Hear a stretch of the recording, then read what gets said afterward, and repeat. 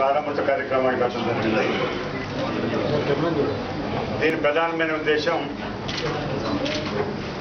దాదాపు అనేక మంది వినియోగదారులు కూడా దీన్ని వినియోగించుకోవచ్చు. దాంతోపాటు ఇది సిస్టమేటిక్గా జరుపుకోవాల్సిన బాధ్యత యాజమాన్యం మీద ఉందని చెప్పి దానికి సంబంధించిన పెద్దలకు మనం చేస్తున్నాను.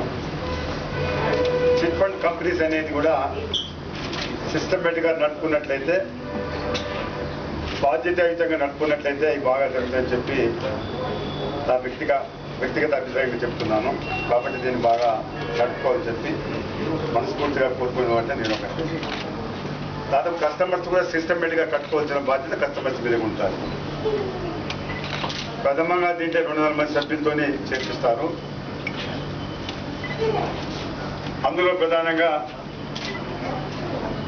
విఆర్ఎల్లో 1,20,000 రూపాయలు 20 మంది సభ్యులు ఉంటారు. అదేవిధంగా విఆర్జేలో 50,000 మంది 50,000 మంత్లీగా ఉండి 20,000 ఉంటారు. అదేవిధంగా విఆర్హెచ్లో 25,000 20 మంది ఉంటారు. విఆర్జీలో 15,000 ఉండి 20 మంది సభ్యులు ఉంటారు. విఆర్ఎఫ్లో 10,000 ఉండి 20,000 సభ్యులు ఉంటారు. విఆర్ఈలో 5,000 నుండి 20,000 సభ్యులు. విఆర్డీలో 2,500 మంది నుండి 20 మంది సభ్యులు ఉండే కార్యక్రమం సిస్టమేటిక్ గా. ఇంకా భవిష్యత్తులో కొత్తగా బ్రాంచ్ ఓపెన్ చేయడం జరిగింది. భవిష్యత్తులో ఇంకా వాళ్ళ ఒపీనియన్ కూడా ఏంటంటే ఇది సిస్టమేటిక్ గా ఇది కంప్లీట్ అయిపోయిన తర్వాత నెక్స్ట్ కూడా ఇంకా బ్రాంచ్ ఓపెన్ చేయాలని చెప్పి ఈ కంపెనీలు వస్తారు.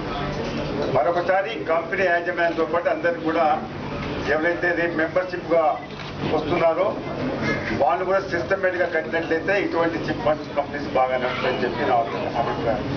కాబట్టి ఖచ్చితంగా సిస్టమేటిక్ గా నడుపుకొని ఎవరైతే బాధ్యులు ఉంటారో బాధ్యులతో పాటు ఎవరైతే యాజమాన్యం ఉంటారో దాంతోపాటు లబ్ధిదారులు కూడా సిస్టమేటిక్ గా పొందవలసిన బాధ్యత వారందరూ నిలుపుతని చెప్పి సవినయంగా మాట్లాడుతూ ఈ కార్యక్రమంలో పాల్గొన్న ప్రజలందరూ కూడా భవిష్యత్తులో ఇటువంటి కంపెనీస్ ఖచ్చితంగా విఆర్ఆర్ కంపెనీ బాగా భవిష్యత్తులో ఇంకా అభివృద్ధి చెందాలని చెప్పి మనసారా కోరుకుంటున్నాం.